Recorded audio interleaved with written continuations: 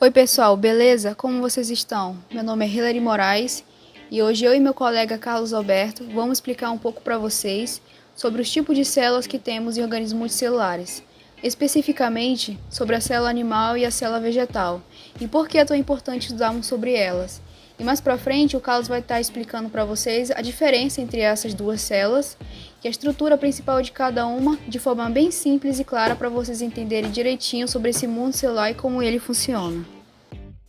Para começar, vamos falar um pouco sobre o que são essas células, que nós vamos ver agora. A célula é a unidade básica e estrutural muito importante na constituição do nosso corpo e organismo. Essa afirmação foi feita por cientistas alemães, chamados Matthias e Theodor, em 1930, mas só foi descoberta realmente de fato e observada pela primeira vez pelo cientista inglês chamado Robert Hooke, 35 anos depois, em 1965, através de um microscópio. E também ele foi o primeiro a utilizar o termo célula. A palavra citologia é o nome do ramo da ciência para os estudos das células. A importância de estudar sobre elas envolve várias questões importantes para nós.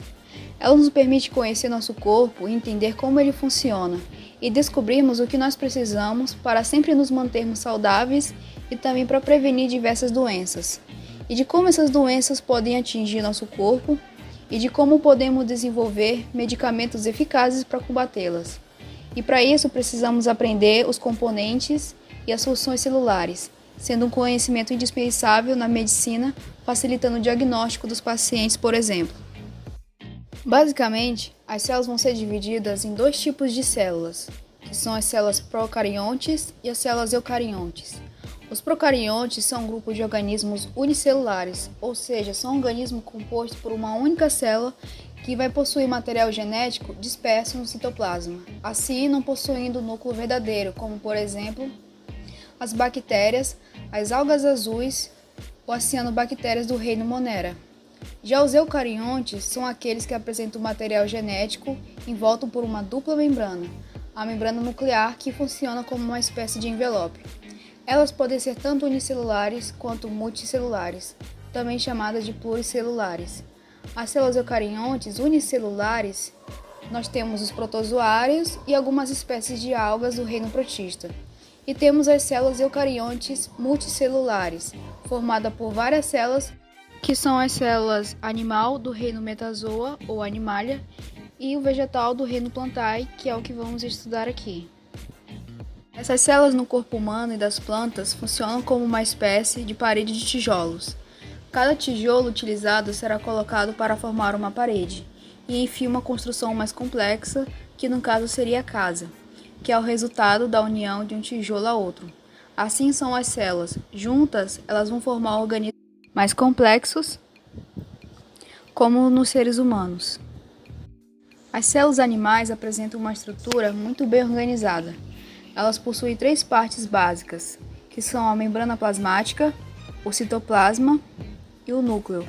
Mas elas também possuem diferentes organelas com diferentes funções importantes para o funcionamento do nosso corpo. Assim como a célula animal, a célula vegetal também vai apresentar esses três componentes principais, mas vai se diferenciar da célula animal por apresentar organelas que não se encontram na célula animal. Agora o Carlos vai apresentar para vocês como funciona cada célula, explicando as suas estruturas e as funções que cada uma realiza e o que diferencia a célula animal da célula vegetal. Olá pessoal, agora nós vamos falar sobre os componentes da célula vegetal e da célula animal, começando pela célula animal. Boa parte da produção de enzimas e atividades metabólicas da célula ocorre no citoplasma. Ele é responsável por armazenar substâncias químicas fundamentais para a manutenção da vida, delimitado pela membrana plasmática, que está ao redor, e pelo núcleo, que está no centro. O citoplasma ele está em todo o interior da célula. Logo abaixo, nós temos o complexo de Golgi. O complexo de Golgi tem uma função muito importante, como receber, modificar e enviar para outra parte da célula, ou até mesmo para fora da célula, alguma substância. Então é como se ele fosse uma central de distribuição da célula. Ele vai receber principalmente do retículo endoplasmático e vai enviar ou para fora ou para outras organelas. Então, como é que ele vai mandar isso? As estruturas que o complexo de Golgi recebe e envia estão dentro do que nós chamamos de vesículas. Essas vesículas podem ser grânulos de secreção, que vão geralmente para fora da célula, e os lisossomos, que são responsáveis pela digestão intracelular. Então, o complexo de Golgi vai enviar esses dois tipos de vesículas, ou é para fora da célula, ou é para dentro da minha célula fazendo a digestão. Os centríolos são pequenas estruturas cilíndricas que estão presentes nas células eucarióticas. Trata-se de um tipo de organela citoplasmática que exerce uma função muito importante nas células animais. Os centríolos são estruturas celulares que auxiliam na divisão celular, na mitose e meiose. Possui, portanto, a capacidade de duplicação durante o ciclo da divisão celular, organizando o fuso acromático. Após o processo de duplicação, os centríolos migram em direção aos polos da célula. Além disso, eles auxiliam na formação dos cílios e dos flagelos. O retículo endoplasmático é um conjunto de membranas que tem função de síntese e transporte de várias substâncias. Há dois tipos de retículo endoplasmático, o rugoso e o liso. O rugoso possui inúmeros ribossomos aderidos às suas membranas, o que lhe confere um aspecto enrugado.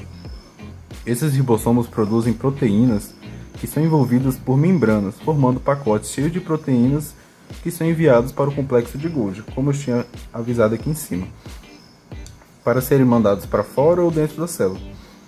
O retículo endoplasmático liso não possui ribossomos aderidos em suas membranas. Nelas ocorre a produção de ácidos graxos, fosfolipídios e esteroides. A membrana celular é uma estrutura semipermeável responsável pelo transporte e seleção de substâncias que entram e saem da célula.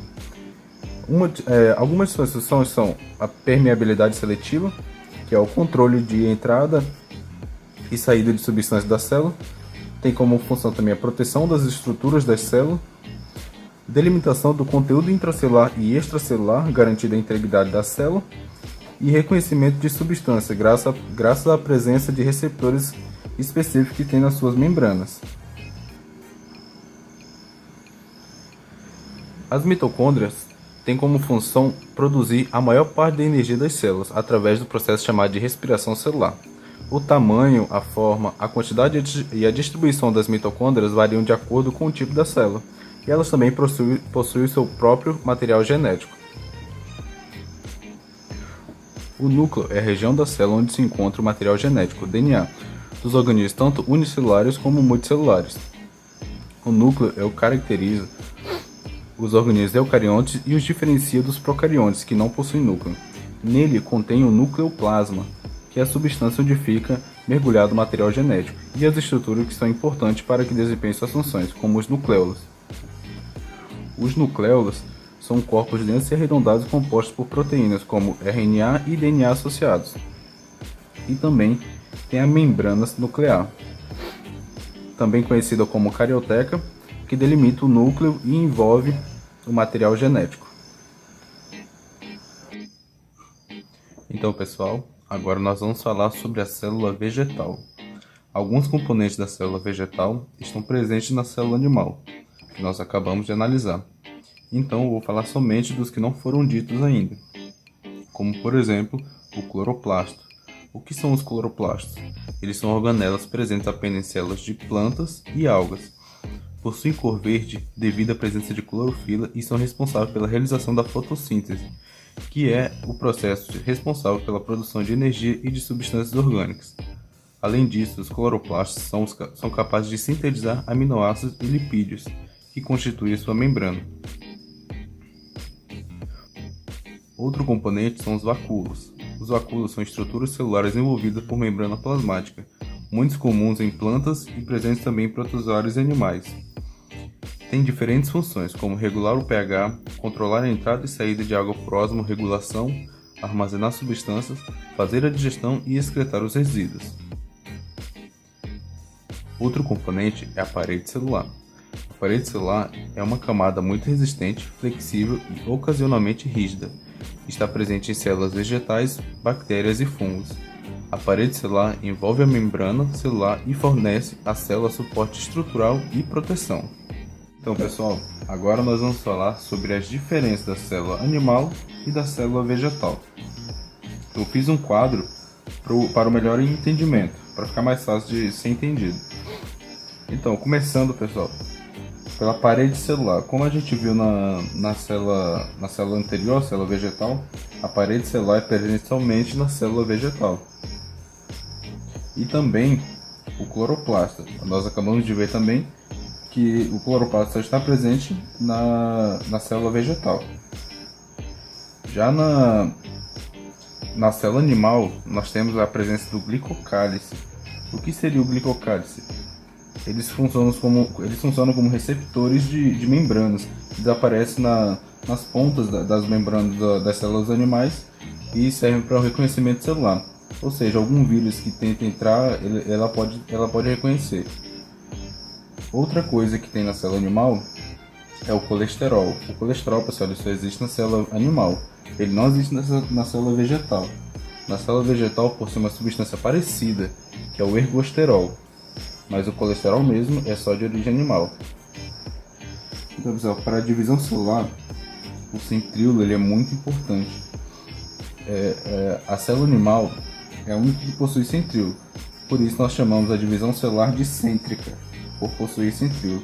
Lembramos que na biologia, pessoal, tudo que inicia com A quer dizer negativo, ou seja, a célula vegetal ela não possui centríolo, então a divisão celular dela é acêntrica. Ok? Então, uma célula animal, pessoal, quando ela vai se dividir, ela meio que quebra no meio, fazendo uma força centrípeta. A força centrípeta, pessoal, é quando junta e faz uma força por centro, quebrando a célula em dois, se dividindo em dois perfeitamente. Já a divisão celular da célula vegetal, ela não pode se quebrar no meio porque a parede celular dela é muito rígida. Então o que acontece? Ela começa no centro e vai indo para a periferia e fazendo a divisão celular dela. Já a reserva de carboidrato, pessoal, todos nós temos reserva de carboidrato. E como funciona na célula animal? O carboidrato é a nossa primeira fonte de energia. E todos nós armazenamos essa substância. Na célula animal, o carboidrato é armazenado na forma de glicogênio. Esse glicogênio está principalmente armazenado no fígado e no músculo. Já na célula vegetal, o carboidrato é armazenado em formato de amido, que está principalmente armazenado na raiz.